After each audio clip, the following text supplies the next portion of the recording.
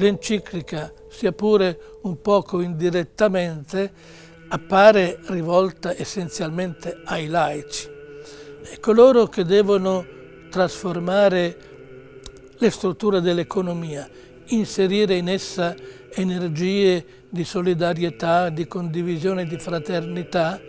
Non sono i vescovi, i sacerdoti in cura d'anime.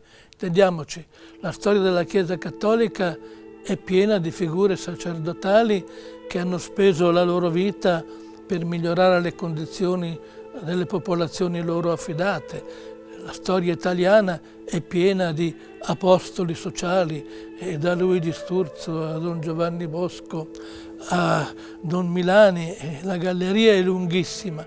Tuttavia queste figure sacerdotali o anche episcopali sono sostanzialmente una eccezione o una componente ragguardevole, ma non maggioritaria, dell'impegno dei credenti come tali.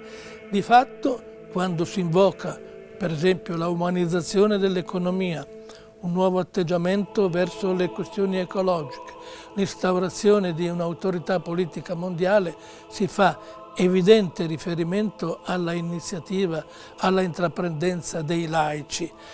E qui spetta ai cristiani valutare le forme con le quali realizzare questa loro concreta presenza nella società.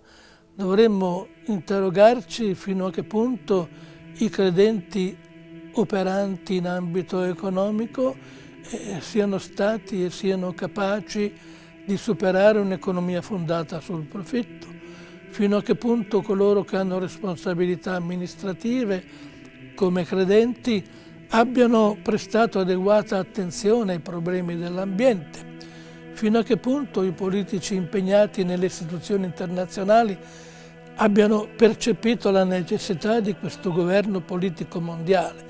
Dunque, al di là degli espliciti riferimenti ai laici come tali, che non sono molto numerosi in verità nell'enciclica, è chiaro che la gran parte delle indicazioni, dei suggerimenti, delle prospettive che l'enciclica apre sono rivolte ai laici.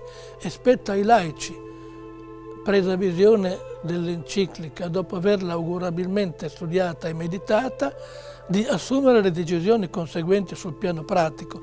Altrimenti questa enciclica, come ahimè molti altri documenti, rischia di essere qualcosa da mettere nello scaffale delle biblioteche e che non avrà nessuna incidenza pratica.